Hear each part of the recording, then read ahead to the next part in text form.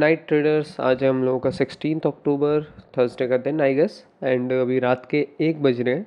And अभी मैंने euro open किया तो यहाँ पे एक ट्रेड आइडेंटिफाई हुआ which is for long side. और रीज़न आपको समझ आ ही गया होगा कि लास्ट टाइम मार्केट ने अपना लास्ट हाई ब्रेक किया था एंड देन वहाँ पर हमें एक बॉटम मिला which is a sign of continuation. We all know market में दो तरीके के मूवमेंट होते हैं। एक होता है कंटिन्यूएशन, जिसमें पैटर्न अपने ट्रेंड को कंटिन्यू करता है या कोई भी मूव है वो अपने ट्रेंड को कंटिन्यू करता है। एक होता है रिवर्सल। आप ये एरिया देखो, ये होता है रिवर्सल कि पैटर्न या प्राइस एक ट्रेड में आ रहा था, एक ट्रेंड में आ रहा था, देन कहीं से रिवर्स हो जाए।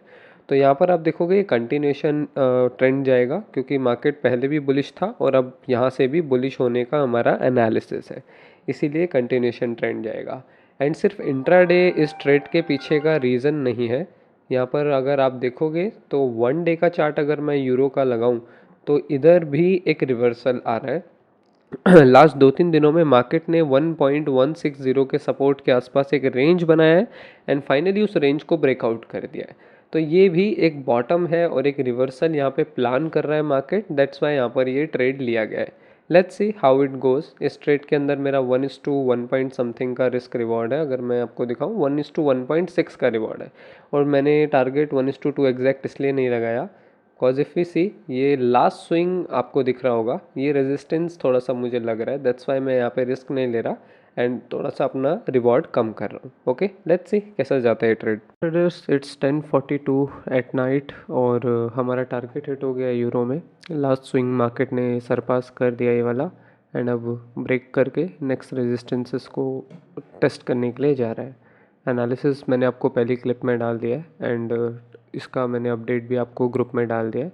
ऑलमोस्ट $748 बना, 800 850 400 450 के राउंड अबाउट का इसमें रिस्क था एंड उसका ऑलमोस्ट 1:1.6 के राउंड अबाउट हम लोगों को टारगेट मिला।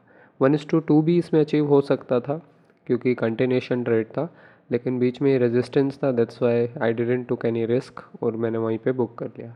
राइट नाउ हमारा अकाउंट अब ब्रेक इवन आ चुका है, ऑलमोस्ट $180 उसमें एक्स्ट्रा बच रहा है। अब मैं कोशिश करूँगा कि कल या परसों तक अगर कोई अच्छा ट्रेड मिलता है देन उसमें 500 600 700 तक बना के 800 तक बना के मैं एक और पे आउट रिक्वेस्ट करने की कोशिश करूँगा। और अगर कोई अच्छा ट्रेड मिलता है तो फिर उसमें जो नॉर्मल हमारा रिस्क होता है 1% का, वही लेके मैं 2% बनाने की कोशिश करूँगा और एक बार फिर से हम $2000 का पे आउट रिक्वेस्ट कर पाएंगे। राइट नाउ ब्रेक इवन है, यही अच्छी चीज़ है क्योंकि मैंने जो पहला ट्रेड लिया था, लेट मी शो यू, जो पहला ट्रेड लिया था पे आउट के बाद it was on in BTC के अंदर जो हमारा स्टॉप लॉस हिट हुआ था उसके उसी दिन डंप भी आया था। जिस दिन स्टॉप लॉस हिट हुआ था उसके अगले मॉर्निंग ही डंप, इवनिंग तक डंप आ गया था। एंड उसके बाद एक गोल्ड में ट्रेड लिया था मैंने which was on again on double bottom. ये भी एनालिसिस बहुत अच्छा था कि ये रीटेस्ट कर रहा था मार्केट, आपको ये वीडियो भी मिल जाएगा चैनल पे। इसमें भी एनालिसिस काफ़ी अच्छा था एंड उसके अकॉर्डिंगली मैंने इसमें ट्रेड लिया था। एक दिन दो दो दिन का होल्ड था क्योंकि मैंने ये फ्राइडे को लिया था तो मंडे को हिट हुआ था। मंडे को जब मार्केट कंटिन्यूएशन कर रहा था इस कैंडल से तब टारगेट हिट हुआ था, पहले टारगेट हिट नहीं हुआ था मेरा इसके अंदर। 1:1 का टारगेट था, ज़्यादा बड़ा टारगेट वहाँ पे मैंने लिया नहीं था। देन उसके बाद अब फाइनली ये भी एक ट्रेड है यूरो का। यूरो के अंदर भी डबल बॉटम था, वो भी रीटेस्ट पे। आपका ओवरऑल सिनेरियो जानना इंपॉर्टेंट है। कई बार ट्रेडर्स मुझे मैसेज करते हैं एंड कहते हैं कि सर मैंने भी डबल बॉटम पे ट्रेड लिया था बट उसमें स्टॉप लॉस आ रहे हैं।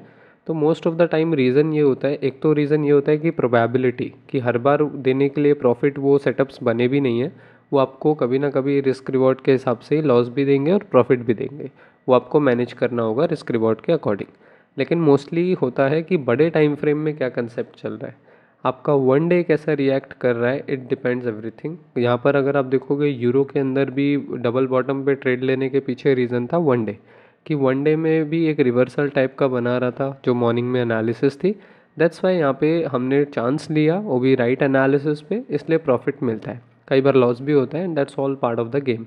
और जिस दिन हमने ये ट्रेड लिया था गोल्ड का, उस दिन भी आप देखोगे एक रीटेस्ट आया था यहाँ पे या यहाँ पे आई गेस सो, रीटेस्ट आया था एंड उसके बाद ही हमने वो ट्रेड लिया था क्योंकि मार्केट बहुत स्ट्रॉन्ग अप ट्रेंड के अंदर था। दैट्स वाई वो चांस लिया हमने। यहाँ पे बहुत स्ट्रॉन्ग अप ट्रेंड में था, रीटेस्ट हुआ, 50% एरिया के आसपास एक बॉटम बना, इसलिए ये बॉटम इतना इम्पॉर्टेंट है। क्योंकि बाकी फैक्टर भी इसके साथ इम्पॉर्टेंट है कि ट्रेंड क्या चल रहा है, मार्केट की पोजीशन क्या है, किस लेवल पे बन रहा है। ये सब भी इम्पॉर्टेंट है।